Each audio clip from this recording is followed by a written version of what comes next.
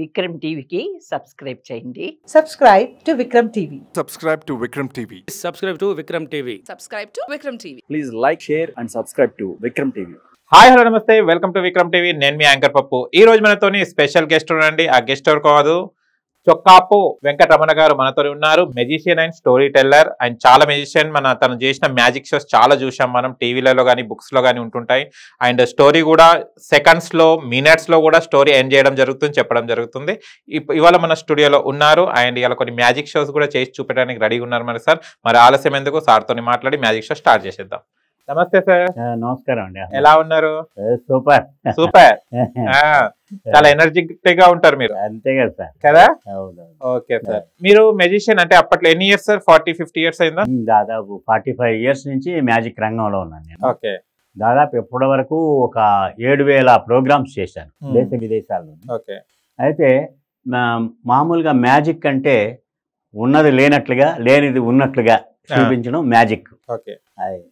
నేను doctor BV Pattabhiram దగ్గర magic నేర్చుకొని ఆ తర్వాత చాలా ప్రోగ్రామ్స్ చేశాను. ఒక 500 ప్రోగ్రాంలు చేసిన తర్వాత అందరూ చేస్తున్నట్టుగా మనం ఎందుకు చేయటం అని చెప్పేసి ఒక ఆలోచన వచ్చి ఒకసారి మలక్పేటలోని డఫ్ అండ్ డమ్ స్కూల్లోనూ మ్యాజిక్ షో ఇవ్వాల్సి వచ్చింది.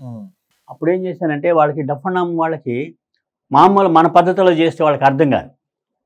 అందుకని మాట్లాడకుండా మైమ్తో చేస్తే ఎట్లా ఉంటుంది అని ఆలోచించి మైమో మ్యాజిక్ అని చెప్పేసి మాట్లాడకుండా వాళ్ళకి మ్యాజిక్ చేసి చూపించాను. చాలా ఎంజాయ్ చేశారు. దాంతోనే అప్పుడు నేను ఒక 8 మంది అసిస్టెంట్లతోని ఒక డిజైన్ చేసుకొని మైమో మ్యాజిక్ అని మూకేంద్ర జాల్ అనే పేరుతోని ప్రదర్శన ఇవ్వడం మొదలెట్టాను. ఎవ్వరూ చేయని యూనిక్గా ఉండటం వల్ల అందరిని ఆకర్షించింది. దేశ విదేశాల్లోని మ్యాజిక్ షో నన్ను అభిమానించి నాకు మ్యాజిక్ చాప్లిన్ అనే టైటిల్ ఇచ్చారు. ఓ సూపర్. అచ్చా. అంటే ఐడియా ఎలా వచ్చింది మీకు? అందరు దాదాపు నార్మల్ గా చేస్తుంటారు కదా, మీకు ఐడియా ఎలా వచ్చింది?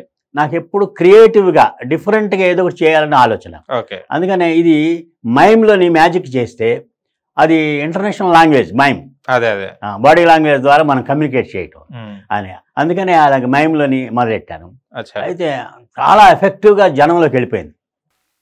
ఒక ఆయన అడిగాడు, ఏమంటే మీరు మ్యాజిక్ని మీరు మాట్లాడకుండా చేస్తున్నారు, మైమ్ ఎక్కడ నేర్చుకున్నారు అని.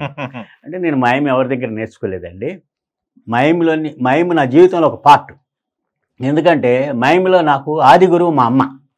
ఎందుకంటే ఆవిడ బాల్యం నుంచి ఆవిడకి చెవుడు. అయ్యో. నేను మా అమ్మని అమ్మ అనే అవకాశాన్ని మిస్ అయ్యాను. అమ్మ అని పిలవాలన్నా, అన్నం పెట్టమని అడగాలన్నా సైగలతో అడిగేవాడిని. ఆ విధంగా నా జీవితంలో ఒక పార్ట్ అయిపోయింది. అందుకని ఎఫెక్టివ్గా నేను మైమ్లోని మాట్లాడకుండా కమ్యూనికేట్ చేయడం అనేది నాకు అలవాటు. అది మీకు ప్లస్ పాయింట్ అయింది. అవార్డు దాకా తీసుకెళ్ళింది, ఒక పేరు కూడా రావడం జరిగింది. ఓకే. అంటే అప్పట్లో ఎలా ఉండే సార్? అంటే ఇప్పుడంతా ఇంత టెక్నాలజీ పెరిగింది కదా, అప్పుడు ఎలా ఉండే మ్యాజిక్ షోస్? మొదట్లోని మాకంటే ముందు తరం వాళ్ళు చేసేటప్పుడు చాలా థ్రిల్లింగ్గా ఉండేది. ఎందుకంటే ఈ మ్యాజిక్ అనగానే చేతబడి లాంటిదా, లేకపోతే మాయలు మంత్రాలు ఉంటాయా అని భయపడేవాళ్ళు. ఆ తర్వాత పట్టాభిరామ్ గారు వచ్చిన తర్వాత మ్యాజిక్లో ఒక కొత్త ట్రెండ్ క్రియేట్ చేశారు. అంటే ఎంటర్టైన్మెంట్ జనానికి అందివ్వడం మొదలెట్టారు. ఆ తర్వాత నా తరం వచ్చేసరికి ఈ మ్యాజిక్ని ఒక థ్రిల్లింగ్ కోసం మాత్రమే కాకుండా దాన్ని వినోదం కోసం ఎదుటి వాళ్ళని ఎంటర్టైన్ చేస్తూ వాళ్ళని హ్యాపీగా నవ్విస్తూ నేను కూడా ఎంజాయ్ చేస్తూ చేయడం జరుగుతుంది. ఆ తర్వాత నేనేం చేశానంటే మ్యాజిక్ని మోటివేషనల్ స్పీచెస్కి లింక్ చేసి, అంటే మ్యాజిక్ ద్వారా వ్యక్తిత్వ వికాసం అనే దాని మీద నేను చాలా వర్క్షాప్స్ కండక్ట్ చేశాను.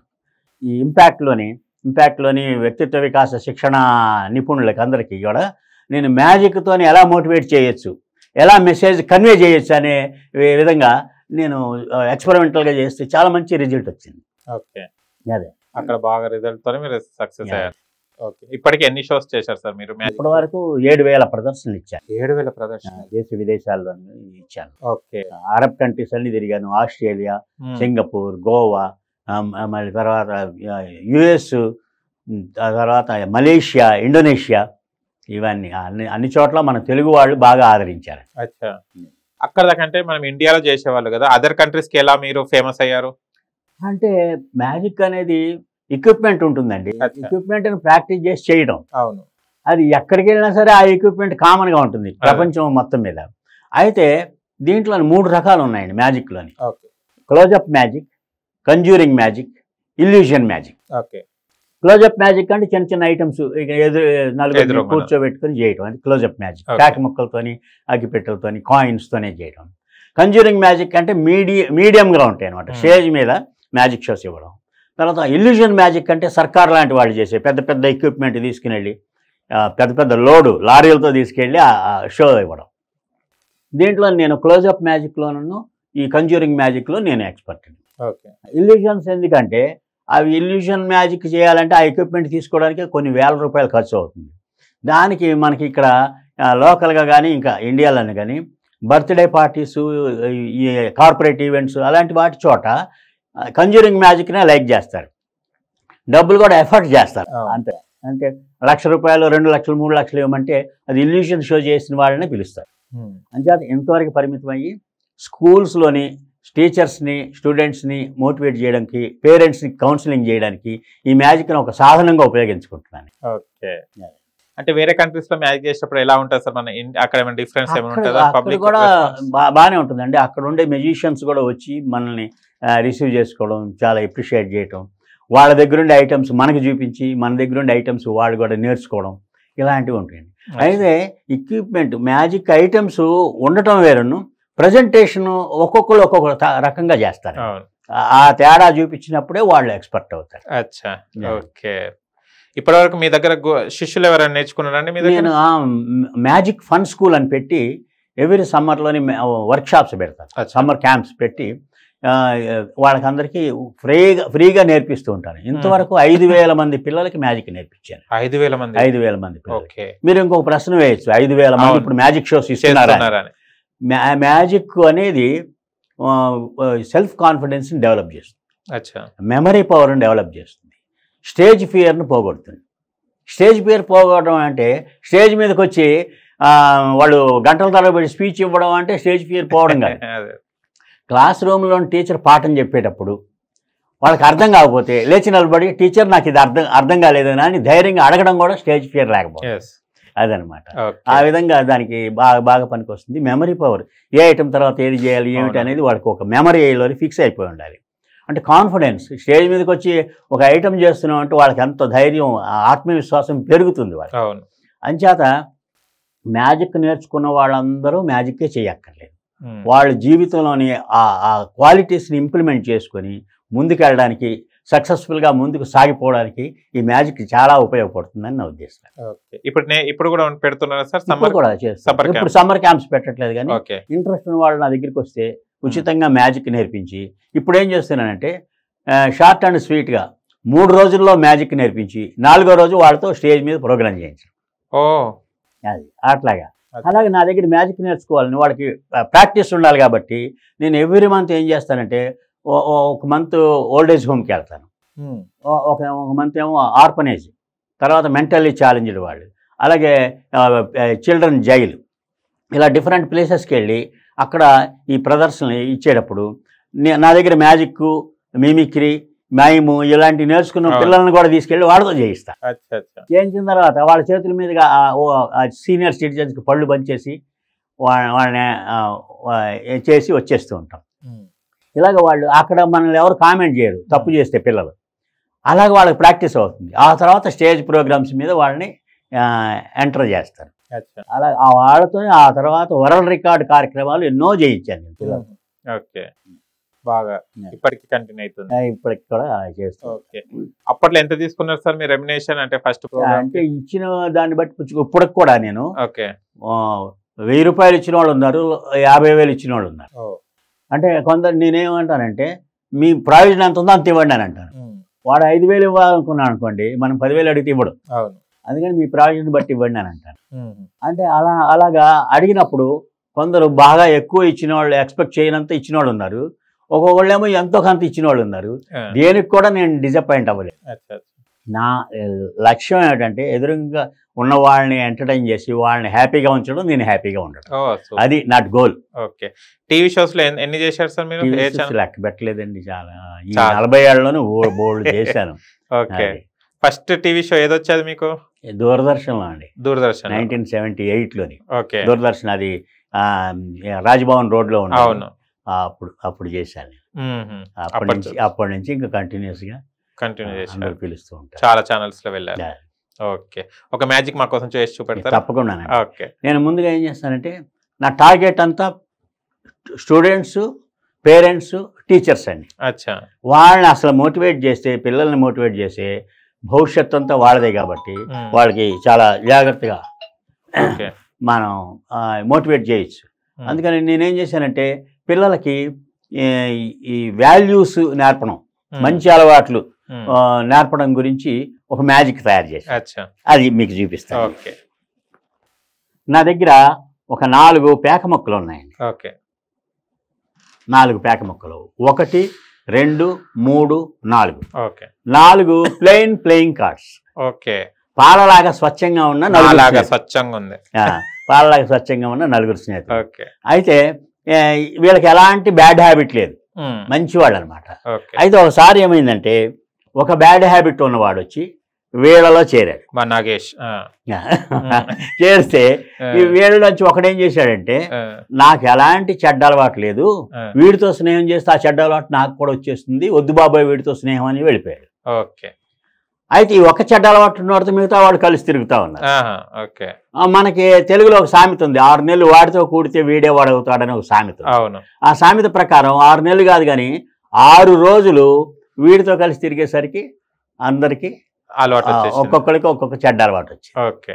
అయితే ఈ ఒక్కొక్క వాళ్ళకి ఒక్కొక్క చెడ్డ అలవాటు వచ్చేసరికి మళ్ళీ కొంతకాలం అయ్యేసరికి ఏమైందంటే 5 చెడ్డ అలవాట్లు ఉన్నవాడు వచ్చి వీళ్ళలో జాయిన్ అయ్యాడు. వీళ్ళలో జాయిన్ అవ్వగానే ఈ ఒక్క చెడ్డ అలవాటు ఉన్నవాడు ఏం చేశాడంటే నాకు ఒక్క చెడ్డ అలవాటు ఉంటేనే ఇంట్లో పేరెంట్స్ తిడుతున్నారు, స్కూల్లో టీచర్స్ తిడుతున్నారు, పక్కింటి వాళ్ళు ఎదురింటి వాళ్ళు తిరుగుతున్నారు, ఏమిట్రా నీకేం పోయేగాలం అని. అందుకని వీడితో కలిసి తిరిగానంటే 5 చెడ్డ అలవాట్లు వస్తే నా జీవితం ఎందుకు పనికి రాకుండా పోతుంది బాబోయ్, వీడితో స్నేహం వద్దు బాబు అని వెళ్ళిపోయారు. ఈ 5 బ్యాడ్ హ్యాబిట్స్ ఉన్నవాడితో మిగతా వాళ్ళు కలిసి తిరుగుతూ ఉన్నారు. మళ్ళీ 6 నెలలు వాడితో కూడితే వీడే వాడవుతాడన్న సామెత ప్రకారం వీడితో కలిసి తిరిగేసరికి 6 వారాలు మిగతా వాళ్ళకి కూడా 5 చెడ్డ అలవాట్లు వచ్చేసాయి. ఓకే. దీన్ని బట్టి మనకి ఏం అర్థం అవుతుందంటే చెడ్డ వాళ్ళతో దూరంగా ఉండాలి, మంచి వాళ్ళతో స్నేహం చేయండి. బాగా చదివే వాళ్ళతో స్నేహం చేస్తే మనం కూడా బాగా చదువుదామని కాంపిటేటివ్ స్పిరిట్ ఉంటుంది. అలా కాకుండా బాగా చదవకుండా స్కూల్ డుమ్మా కొట్టి పరీక్షలు రాయకుండా ఉండే వాళ్ళని చూస్తే మనం కూడా అలాగే ఉండాలేమో అని అనిపిస్తూ ఉంటుంది. అంచేత చెడ్డవాళ్ళకి దూరంగా ఉండండి, చెడ్డ అలవాట్లకి దూరంగా ఉండండి అనేది ఈ మ్యాజిక్ ద్వారా మనం చెప్తున్నాం. ఇది మామూలుగానే చెడ్డ అలవాట్లు వద్దురా, నీకు మంచి అలవాట్లు నేర్చుకోరా, బాగుండరా అని చెప్తే వాళ్ళు వినరు. ఈ మ్యాజిక్ ద్వారా అయితే వాళ్ళ మనసులో నాటుకుపోతుంది. ఇంకా జీవితంలో ఎప్పుడు చెడ్డతనానికి దగ్గరగా ఉంటారు, చెడ్డ అలవాట్లకి దూరంగా ఉంటారు. ఇది మంచి మెసేజ్. ఈ మెసేజ్ వల్ల చాలా మంచి రిజల్ట్ వచ్చింది. చాలా మంది అంటే మీకు అర్థమైపోయి మెసేజ్ ఇచ్చారు, ఇటు మ్యాజిక్ చూపెట్టారు, మ్యాజిక్ ఉంది, మెసేజ్ ఉంది. అది అదనమాట. అది మ్యాజిక్ పర్పస్. అది పర్పస్ఫుల్ గా మ్యాజిక్ ని జనంలోకి తీసుకెళ్ళడం నా లక్ష్యం. ఓకే సార్, ఈ మ్యాజిక్ షోస్ చేసే వాళ్ళ లైఫ్ స్టైల్ ఎలా ఉంటుంది సార్? అంటే లైఫ్ అంటే ఎదుగుదల ఉంటుందా, లేకుంటే ఎక్కడ వేసిన గొంగడిగా అక్కడనే ఉంటుందా? మళ్ళీ లేదండి, ఇప్పుడు మ్యాజిక్ లోని ఇంతకుముందు కేరళ ఫస్ట్ లైన్ లో ఉండేది, ఓకే, ఫస్ట్ ప్లేస్ లోని. ఇండియా అంటే మన ఆంధ్రప్రదేశ్ కానీ మన తెలుగు రాష్ట్రాలు సెకండ్ ప్లేస్ లో ఉండేవి. ఇప్పుడు వాళ్ళని మించిపోయి మన ఫస్ట్ ప్లేస్లోకి వచ్చాం. ఇండియాలోని కేరళని మించిపోయి ఇప్పుడు ఇండియాలో మన తెలుగు రాష్ట్రాల మెజిషియన్లు అద్భుతంగా మెజిషియన్ అలీ, ప్రదీప్ రంగరేజు, శ్యాము, సాముల వేణు ఇలాంటి వాళ్ళందరూ విదేశాలకు కూడా వెళ్ళి ప్రదర్శనలు ఇచ్చి, అలాగే బిఎస్ రెడ్డి అని విశాఖపట్నంలో ఉన్నాడు, ఇల్యూజన్ షో, సర్కార్ని మించిన ఇల్యూజన్ షో చేసి అందరినీ అలరిస్తున్నాడు. అలాంటి గొప్ప గొప్ప మెజిషియన్లు మన వాళ్ళలో ఉన్నారండి. అయితే అంతేకాకుండా మ్యాజిక్ మూఢనమ్మకాలని దూరం చేయడానికి పనికొస్తుంది. సోషల్ అవేర్నెస్ కోసం. అంటే ఈ మూఢనమ్మకాలు అంటే రకరకాల మ్యాజిక్లు చేసి వాటిని అతీత శక్తుల్లాగా భ్రమ కల్పించి చేతబడి జరిగింది అది అని ఇదని చెప్పేసి మోసం చేసే వాళ్ళ బారిన పడకుండా మ్యాజిక్ మనల్ని రక్షిస్తుంది, అవేర్నెస్ వస్తుంది. ఎలా సార్? అంతే ఇప్పుడు మీకు ఒక చిన్న మ్యాజిక్ చేసి చూపిస్తాను నేను. ఈ లాక్డౌన్ కాలంలోని అందరూ ఇళ్లకు పరిమితం అయిపోయారు. అవును, పరిమితం అయిపోయి సరదాగా ఇంట్లో కూర్చొని ప్లేయింగ్ కార్డ్స్ ఆడుకోవడం మొదలెట్టారు. ప్లేయింగ్ కార్డ్స్ ఆడుకోవడం అంటే డబ్బులు పెట్టి ఆడితే మాత్రం అది జూదం అవుతుంది. సరదాగా ఆడుకుంటే పర్లేదు. అయితే ఈ డబ్బులు పెట్టి ఆడేది జూదం కాబట్టి జూద ప్రవృత్తి మంచిది కాదు, చెడ్డ అలవాటు. ఈ జూదం అలవాటు ఉండటం వల్ల పాండవులు అడవులు పట్టుకుపోయారు, నలమహారాజు అడవుల పాలయ్యాడు. అందుకనే ఈ జూదం అనే ప్రవృత్తిని మనం కాల్చి పారేయాలి. నా దగ్గర కార్డు ఉంది, జాగ్రత్త చూడండి. 1 2 3 4 5 అంటే అగ్గిపెట్టాయి. ఈ అగ్గిపెట్టుతోనే ఆ చెడ్డ అలవాటుని కాల్చి పారేస్తాం. కాల్చి పారేయాలి అనేది మెసేజ్ ఇచ్చాం. అంతేకాకుండా ఇలాగే కొందరు ఫేక్ స్వామీజీలు ఉన్నారు. వాళ్ళు ఏం చేస్తారంటే ఆ గాలిలోంచి ఇలాగా శివలింగాలు సృష్టించడం, దేవతా విగ్రహాలు సృష్టించడం, విభూది సృష్టించడం, ఇలాంటివన్నీ చేస్తూ ఉంటారు. అవన్నీ మ్యాజిక్ ట్రిక్సే అవి. ఎక్కడి నుంచో గాలి నుంచి ఈ మెటీరియల్ అనేది మనకి గాలిలోంచి అక్కడి నుంచి రాదు. మన సైన్స్ దృష్ట్యా చూస్తే ఎక్కడొక్కడ పావురాలు తీస్తున్నారంటే ఎక్కడొక్కడ పావురం కనిపించకుండా దాచి తీయడం. అలాగే ఏ వస్తువు తీసినా సరే దానికి మెటీరియలిస్టిక్గా ఆలోచిస్తే ఆ వస్తువు ఎక్కడో గుప్తంగా దాచిపెట్టి దాన్ని మనం సృష్టించడం. అది అలాంటి వాళ్ళు చేస్తుంటారు. కాబట్టి ఈ మ్యాజిక్ ద్వారా నేను మోటివేట్ చేసి అవేర్నెస్ క్రియేట్ చేస్తే అందరూ జాగ్రత్త పడతారు. అలాంటి మోసగాళ్ళ బారిన పడకుండా జాగ్రత్త పడే అవకాశం ఉంటుంది. కానీ అప్పట్లో చాలా మోసపోయారు కదా సార్, అట్లా చాలా మంది. ఇప్పుడు ప్రజల్లో మంచి అవగాహన వచ్చింది, అవేర్నెస్ వచ్చింది చాలా బాగా. అప్పుడు విభూతి తీయడము, అవన్నీ నోట్లు చల్లి ఏదేదో అవన్నీ చాలా టీవీ షోస్ లోని నాతో దేవతా విగ్రహాలు తీయించడం, స్టీల్ బాల్స్ తీయించడం, నోట్లోంచి ఫ్లవర్స్ తీయడం, ఇంకా రకరకాల సిల్క్స్ తీయడం, ఇవన్నీ నేను చేసేవాడిని. చేసే జనాల్లోని ఒక అవగాహన కలిగించడానికి, అవేర్నెస్ కలిగించడానికి చాలా సోషల్ అవేర్నెస్ ప్రోగ్రామ్స్ చాలా చేశాను. మీ నోట్ల చెల్లి ఏమైనా తీయగలుగుతారు సార్ ఇప్పుడు? అంటే ఇప్పుడు దానికి అంత ప్రిపరేషన్ ఉంటుంది మ్యాజిక్ లోని. దానికి కూడా ఒక ప్రాక్టీస్, చాలా ప్రాక్టీస్. మ్యాజిక్ లోని ఒక 2 కొటేషన్స్ చెప్తాను, చెప్పండి. మంచి మ్యూజిషియన్ కావాలంటే కంటి చూపు, నోటి తీపి, చేతి ఊపు అని ఉండాలి. కంటి చూపు అంటే స్టేజ్ మీదకి వచ్చిన తర్వాత షార్ప్గా ఆడియన్స్ అందరినీ చూడాలి మనం. అంటే ఇలా ఈశ్వరోమని ఉంటే ఎవడు చూడడం మనం. అంటే యాక్టివ్గా ఉండాలి, షార్ప్గా చూడాలి, ఇలాగా అందరినీ. ఎఫెక్టివ్ పబ్లిక్ స్పీకింగ్లో చెప్తారు కదా, అందరినీ ఐ కాంటాక్ట్ ఉండాలని, అలా చూడాలి. కంటి చూపు, నోటి తీపి, బూతులు మాట్లాడకూడదు. స్టేజ్ మీదకి వచ్చి స్పష్టమైన భాష మాట్లాడాలి, భాషలో తప్పులు ఉండకూడదు. అది అందుకనే నోటి తీపి అంటే స్వీట్గా మాట్లాడాలి, ఎదుటి వాళ్ళని ఆకర్షించే విధంగా మాట్లాడాలి. నోటి తీపి, చేతి ఊపు ఇందాక చూపించాను నేను. ఒక పేక ముక్క చూపించి ఇలా అనగానే అగ్గిపెట్టి అయిపోయింది. అంత ఫాస్ట్నెస్ ఉండాలి. మనం మెల్లగా ఇలా చేస్తే ఆ ట్రిక్ ఏంటో తెలిసిపోతుంది. అందుకనే కంటి చూపు, నోటి తీపి, చేతి ఊపు, అది సూపర్. అలాగే మంచి మ్యూజిషియన్ అవ్వడానికి 3 సూత్రాలు గుర్తించాలి. ఏమిటంటే 1 ప్రాక్టీస్, 2 ప్రాక్టీస్, 3 ప్రాక్టీస్. ప్రాక్టీస్ని మించినది ఇంకా ఈ ప్రపంచంలో వేరే లేదు. ఒక మ్యాజిక్ కాదు, దేంట్లో అయినా సరే ఆ సబ్జెక్ట్ని మనం బాగా ప్రాక్టీస్ చేసినప్పుడు మనం దాని మీద మనకి కమాండ్ ఉంటుంది కాబట్టి బ్రహ్మాండంగా చెప్పగలుగుతాం, బ్రహ్మాండంగా చేయగలుగుతాం. అదండి సూపర్. ఇంకొక మ్యాజిక్ మాకు. అలాగే ఈ పిల్లలకి ఈ స్టోరీస్ అంటే మ్యాజిక్ ద్వారా స్టోరీస్ చెప్పడం అనేది ఒకటి చెప్పారు. నా దగ్గర ఒక 3 రోప్స్ ఉన్నాయి. ఇది చాలా పెద్ద రోప్. దాని తర్వాత ఇది దానికంటే కొంచెం చిన్నది, దానికంటే ఇంకొంచెం చిన్నది. అయితే దీనికి నేను ఒక కథ చెప్తాను. అనగా ఒక రాజు, ఆ రాజుకి 3 కొడుకులు. 3 కొడుకుల్లోని వీడే కొడుకు అండి, పెద్ద కొడుకు. అక్కడే పప్పులో కాలేదు. వీడి చిన్న కొడుకు పొడుగ్గా ఉన్నాడు, అంత పొడుగ్గా. ఈ పెద్ద కొడుకు నాలాగా పొట్టిగా ఉన్నాడు. అంటే రెండో వాడు మాత్రం మీడియం. అయితే వీళ్ళు అలా షికారుగా రాజమార్గం గుండా వెళుతుంటే ప్రతి వాళ్ళు వీడిని మరి తాడి చెట్టు అని వెక్కిరిచ్చేవాళ్ళు. వీడిని పొట్టిబుడంకా అనేవాళ్ళు. రాజు కొడుకులు కదా, షేమ్ ఫీల్ అయ్యారు.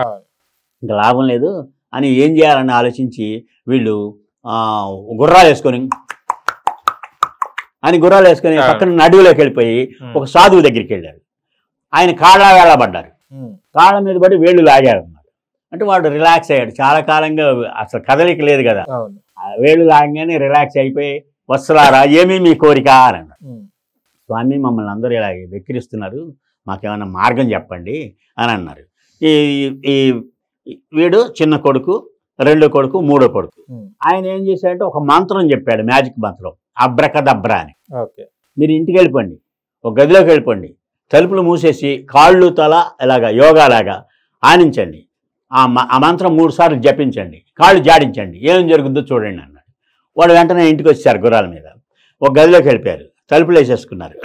తలుపులు వేసుకున్న తర్వాత ఈ పెద్ద కొడుకు, పొట్టిగా ఉన్న పెద్ద కొడుకు కాళ్ళు తల సమానం చేశాడు. ఆ తర్వాత పొడుగ్గా ఉన్న చిన్న కొడుకు కాళ్ళు తల సమానం చేశాడు. రెండో వాడు కూడా కాళ్ళు తల సమానం చేశాడు. అబ్రకదబ్రా అబ్రకదబ్రా అబ్రకదబ్రా అని కాళ్ళు జాడించారు. కాళ్ళు జాడించగానే ముగ్గురు సమానంగా అయిపోయారు. ముగ్గురు సమానం అయిపోయారు. 1, 2, 3. అయితే ఇప్పుడు వీళ్ళు అలాగా రాజమార్గం గుండా వెళుతుంటే, బాబు మీలో పెద్ద కొడుకు ఎవరు, చిన్న కొడుకు ఎవరు అని అడగడం మొదలెట్టారు. ఇది ఇంకా ఘోరంగా ఉంది. ఇంతకుముందు పెద్దోడు ఎవడో చిన్నోడు ఎవడో మన సైజులను బట్టి చెప్పేస్తున్నారు. ఇప్పుడు ఈ పజిల్స్ ఏంటి మనకి వద్దు, మనం పాత పద్ధతిలోనే బాగుందని వాళ్ళు మళ్ళీ గదిలోకి వెళ్ళిపోయి అబ్రకదబ్రా అబ్రకదబ్రా అని 3 సార్లు చదివి కాళ్ళు జాడించారు. ఎవరి సైజు వాళ్ళకి వచ్చేసి ఇదనమాట. దీన్ని బట్టి అంటే దీంట్లోనే మనం నేషనల్ మెసేజ్ ఇవ్వచ్చు. హిందూ, ముస్లిం, క్రిస్టియన్స్ మేము గొప్ప అంటే అని పోట్లాడుకోవడం. ఢిల్లీలోని కాన్ఫరెన్స్ పెట్టి అందరినీ, ఆ ప్రతినిధులందరినీ పిలిచి వాళ్ళకి మోటివేట్ చేయడం, అందరూ సమానమే అని చెప్పి. అక్కడి నుంచి లోపల నుంచి బయటికి రాగానే అందరూ ఈక్వల్గా అయిపోవడం. అంటే ఎవడు గొప్ప ఎవడు తక్కువ కాదు, హిందువులు, ముస్లింలు, క్రిస్టియన్స్ మన భారతదేశంలోని ఉన్న ప్రతి వాళ్ళు కూడా ఏ మతం ఏ కులం వాళ్ళైనా సరే అందరూ సమానులే అనేది మెసేజ్ దీనివల్ల. Super message. ఇలాగా మంచి మనం ఉన్న ఐటమ్ని మనం ప్రజెంట్ చేసేటప్పుడు ఏ కథ అయినా చెప్పుకోవచ్చండి, ఆ సిచ్యుయేషన్కి తగినట్టు. అవును, అది సంగతి. ఈ మ్యాజిక్స్ లో మొత్తం ఎన్ని ఉంటాయండి? దేంతోనే చేసుకోవచ్చా? ట్రిక్స్ మ్యాజిక్ లోని ఎన్ని ట్రిక్లు ఉన్నాయని లెక్క పెట్టలేదు. అన్లిమిటెడ్ కొన్ని 1,00,000 కోట్ల మ్యాజిక్ వాటిని అందరూ అన్ని చేయలేరు. ఎవరికి ఏది అవైలబిలిటీగా ఉంటే వాళ్ళు అది చేస్తారు. దాన్ని వాళ్ళ ప్రజెంటేషన్ టెక్నిక్స్ మార్చుకొని చేసుకుంటూ వెళితే వాడు గొప్ప మెజిషియన్ గా రాణించే అవకాశం ఉంది. మేము జబర్దస్త్ సుధీర్ కూడా మెజిషియన్ అంటే నేను పుట్టింది పెరిగింది విజయవాడలోనే. అక్కడ మా మ్యాజిక్ మీటింగ్లు ఏమైనా జరిగినప్పుడు చిన్న కుర్రాడు వాళ్ళ మామయ్య పరశురామ్ అని నాకు మంచి మిత్రుడు, వాళ్ళ మామయ్యకి అసిస్టెంట్గా వచ్చేవాడు. అప్పుడు నా మ్యాజిక్ షోలు కూడా చూసి వచ్చి గురుగారు అనుకుంటాడు. తర్వాత హైదరాబాద్ వచ్చిన తర్వాత మన మెజిషియన్ అలీతోనే నేను 2000 సంవత్సరంలోని 100 నిమిషాల్లో 100 మ్యాజిక్ ట్రిక్స్ కళ్ళకు గంతలు కట్టుకొని చేసి మ్యాజిక్ ట్రిక్స్ చేయిస్తే ఫీట్ని నేను ఐడియా ఇచ్చి చేయించాను అలీతో. అట్లాగా ఆ తర్వాత అలీని కలిసి ఆయన దగ్గర ఇంకొంచెం మంచి మ్యాజిక్లు, ఇంకా పెద్ద మ్యాజిక్లు నేర్చుకొని సుడిగాలి సుధీర్ చేస్తున్నాడు, చాలా బాగా చేస్తున్నాడు. అది మీడియాకి చాలా బాగా ఉపయోగపడింది, అది ప్లస్ పాయింట్ అయింది సుధీర్. అట్లా సుధీర్తోనే ఇప్పుడు కలిసారు ఎప్పుడైనా జబర్దస్త్? కలుస్తుంటాం, మెజిషియన్స్ మీటింగ్లు జరుగుతూ ఉంటాయి, అప్పుడప్పుడు వస్తూ ఉంటాడు, అందరం కలుస్తాం. ఇప్పటికి వస్తుంటారా? ఇప్పటికే. మాకోసం ఇంకొక మ్యాజిక్ తప్పకుండా. అలాగే మనకి నా దగ్గర ఒక గ్లాస్ ఉందండి. ఈ పాజిటివ్ థింకింగ్ ఉండాలి అని అంటాం మనం. పాజిటివ్ థింకింగ్ అయితే చాలామంది రెడ్ అంటే డేంజర్, నెగిటివ్ థింకింగ్ ఉన్న వాళ్ళని తీసుకొచ్చి ఒక గదిలోకి తీసుకెళ్ళి వాళ్ళని చక్కగా మంచి పటాభిరామం లాంటి వాళ్ళు మంచి మోటివేట్ చేసి నెగిటివ్ థింకింగ్ ఉండొద్దు, పాజిటివ్గా ఉండాలి అని చెప్పేసి వాళ్ళని మోటివేట్ చేసి వాళ్ళని హిప్నటైజ్ చేస్తే వాళ్ళు చివరికి పాజిటివ్గా మారిపోతారు. ఇట్లాగా ఒక చిన్న మ్యాజిక్తోని ఎంత ఎఫెక్టివ్ ఆ మెసేజ్ని కన్వే చేయొచ్చో ఈ చిన్న మ్యాజిక్ వల్ల మనకి అర్థం అవుతుంది. రెడ్ కలర్ బ్లూ అయిపోయింది అంతే కదా మరి. రెడ్ అంటే డేంజర్ వల్ల పాజిటివ్గా మారిపోయింది. అలాగా మనం చేయొచ్చు. సరే, ఇప్పుడు డేంజర్ అవన్నీ కూడా ఒక మెసేజ్ లాగా ఇస్తుంటారా మీరు? అంతే కదా. ఒక అంటే మ్యాజిక్ పర్పస్ ఎంటర్టైన్మెంటే కాకుండా ఎడ్యుకేషన్ కూడా ఉండాలి. Education through entertainment, education through magic అనే కాన్సెప్ట్తో నేను మ్యాజిక్ని డిజైన్ చేసుకుంటానండి. కానీ చాలా మంది ఈ మెసేజ్ గా ఇవ్వరు. ఈ మెసేజ్ మామూలుగా ఎంటర్టైన్మెంట్ అలా చేసుకుంటూ వెళ్తారు. అవును. అంటే కొంచెం నేను బేసిక్గా జర్నలిస్ట్ని కాబట్టి 40 ఏళ్ల నుంచి నేను జర్నలిజం ఫీల్డ్లో ఉన్నాను. ఈనాడులో విప్లవ చేతుల్లోని అసిస్టెంట్ ఎడిటర్గా 2 ఏళ్ళు పనిచేశాను. అలాగే జవహర్ బాలభవన్ వాళ్ళ చిల్డ్రన్ మ్యాగజైన్కి ఎడ్యుకేషన్ డిపార్ట్మెంట్ వాళ్ళ మ్యాగజైన్కి ఎడిటర్గా 18 ఏళ్ళు పనిచేశాను. పిల్లల కోసం 100 పుస్తకాలు రాశాను. 2015లో కేంద్ర సాహిత్య అకాడమీ వాళ్ళు అవార్డు ఇచ్చారు నాకు. అట్లాగే 100 నిమిషాల్లో 100 కథలు చెప్పి వరల్డ్ రికార్డ్ క్రియేట్ చేశాను. ఇట్లాగా అందుకని ఆ లిటరరీ బేస్ ఉంది కాబట్టి నాకు నేను మంచి మెసేజ్ని డిజైన్ చేసుకొని చెబుతూ ఉంటే బాగా కన్వే అవుతుంది. ఓకే సార్, ఇంకో మ్యాజిక్ చేయండి. అలాగే ఇప్పుడు పర్సనాలిటీ డెవలప్మెంట్కి సంబంధించి చెప్తూ ఉంటారు.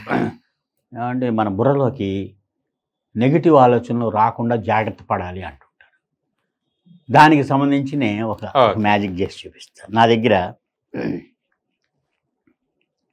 ఒక అగ్గిపెట్టె ఉందండి. అగ్గిపెట్టె నిండా పుల్లలు ఉన్నాయి. ఇక్కడ ఈ పుల్లలు మన బుర్రలోని ఆలోచనలు, చెడ్డ ఆలోచనలు, నెగిటివ్ ఆలోచనలు. పాజిటివ్ ఆలోచనలు లేకుండా, పాజిటివ్ థింకింగ్ లేకుండా నెగిటివ్ థింకింగే ప్రతి వాడికి. ఎందుకంటే చిన్నప్పటి నుంచి అది చేయొద్దు, ఇది చేయొద్దు, వద్దురా, నువ్వు దద్దమ్మవి, నీకు చదువు రాదా అని పేరెంట్స్ వాళ్ళని తిడుతూ ఉంటారు. వాళ్ళు అలాగే ఫిక్స్ అయిపోతారు. అలాగే కాకుండా వాళ్ళని పాజిటివ్గా వాళ్ళని మోటివేట్ చేయాలి. అంటే అంచేత ప్రతి మనిషి దాదాపు ఎక్కువ మంది శాతం మందికి నెగిటివ్ ఆలోచనలు బుర్రలో ఉంటాయి. అయితే నేనేం చెప్తానంటే ఈ నెగిటివ్ ఆలోచనల్ని మనం కప్పేయాలి. ఇలా కప్పేసి ఆ నెగిటివ్ ఆలోచనలన్నింటినీ మనం తీసేస్తాం. మాయం, పుల్లలన్నీ మాయం. ఎక్కడున్నాయి పుల్లలు? ఇక్కడ ఉన్నాయి. కానీ నిజానికి ఇక్కడ పుల్లలు లేవు. మళ్ళీ నెగిటివ్ ఆలోచనలు మళ్ళీ బుర్రలోకి వచ్చేసినాయి. మళ్ళీ ఇంకోసారి చేసి చూపిస్తాను. ఈ నెగిటివ్ ఆలోచనలను కప్పేసి దాని నుంచి మొత్తం ఈ నెగిటివ్ ఆలోచనలన్నిటినీ మనం తీసేసాం. తీసేసి ఇట్లా చూస్తే మళ్ళీ ఈ ఆలోచనలన్నీ ఇక్కడికి వచ్చినాయి. అంటే దీంట్లో మెసేజ్ ఏంటంటే మన బుర్రలోని నెగిటివ్ ఆలోచనలు తీసేయడం కాదు, పాజిటివ్ ఆలోచనలతో మన బుర్రని నింపుకుంటే నెగిటివ్ ఆలోచనలకి స్థలం లేక అసలు బుర్రలోకి చేరం. అందుకని మనం ఎప్పుడు పాజిటివ్గా ఉండాలి, పాజిటివ్ యాటిట్యూడ్ ఉండాలి, పాజిటివ్ అవుట్లుక్ ఉండాలి అనేది చెప్పడమే ఈ మ్యాజిక్ పర్పస్. అదండి. సూపర్ అండి. ఇప్పుడు ఎక్కడ చేస్తున్నారు సార్ అన్ని? నేను ఇక్కడ ఎక్కువగా నేను ఇప్పుడు చెప్పాను కదండి, 100 నిమిషాల్లో 100 కథలు చెప్పి వరల్డ్ రికార్డ్ క్రియేట్.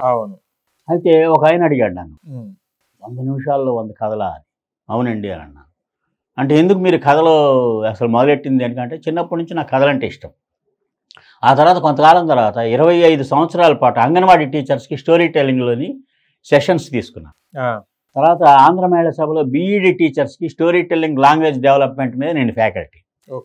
అలాగే హోమ్ సైన్స్ కాలేజీలోని ప్రీ స్కూల్ టీచర్స్ ట్రైనింగ్ ప్రతి గ్రూప్కి నేను స్టోరీ టెల్లింగ్ లాంగ్వేజ్ డెవలప్మెంట్ మీద నేను రిసోర్స్ పర్సన్గా వెళుతుంటాను. ఈ అనుభవాన్ని నేను తీసుకొని నేనేం చేశానంటే ఈ 100 నిమిషాల్లో 100 కథలు చెప్పి వరల్డ్ రికార్డ్ క్రియేట్ చేశాను. అంతేకాకుండా పాఠాలని కథల్లాగా చెప్తే బాగా అర్థం అవుతుంది.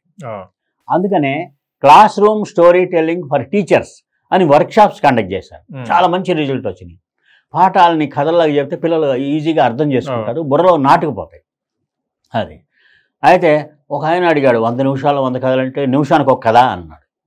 1/2 నిమిషం కథలు ఉన్నాయి, 1/4 నిమిషం కథలు ఉన్నాయి అన్నాడు. సరే 1 నిమిషం కథ చెప్పండి అన్నాడు. నేను కథలని రకరకాల ఆర్ట్స్తో మిక్స్ చేసి చెప్తాను. ఇంతకుముందు నేను మ్యాజిక్తో కథలు చెప్పాను, అలాగే మిమిక్రీతో కథ చెప్పొచ్చు. ఒక మిమిక్రీ కథ చెప్తాను, 1 మినిట్ స్టోరీ. ఒక పిల్లి పక్కూరికి చదువుకోవడానికి బయలుదేరి దారిలో దానికి ఒక కుక్క ఎదురైంది. పిల్లిబావా ఎక్కడికి వెళ్తున్నావు పిల్లిబావా అంది. పక్కూరికి చదువుకోవడానికి వెళ్తున్నా అంది. ఆ మాత్రం పక్కూరు వెళ్ళారా, నా దగ్గర చదువుకో, నేను చదువు చెప్తా అంది. అయితే మ్యావను అంది పిల్లి. ఆ కుక్క ఏమంటుంది, బౌ బౌ బౌ బౌ బౌ బౌ బౌ అంది. నేను మ్యావనమంటే నువ్వు బౌబో అంటున్నావు, నువ్వు నాకేం చదువు చెబుతావు పోపు అని ముందుకెళ్ళి ఒక కోడి ఎదురైంది దాంట్లో. పిల్లిబావా ఎక్కడికి వెళ్తున్నా పిల్లిబావా అంది. పక్కూరికి చదువుకోవడానికి వెళుతున్నాను. ఆ మాత్రం దానికాయ పక్కూరు వెళ్ళాలా, నా దగ్గర చదువుకో, నేను చదువు చెప్తాను. అయితే మ్యావను అంది. ఆ కోడి ఏముంది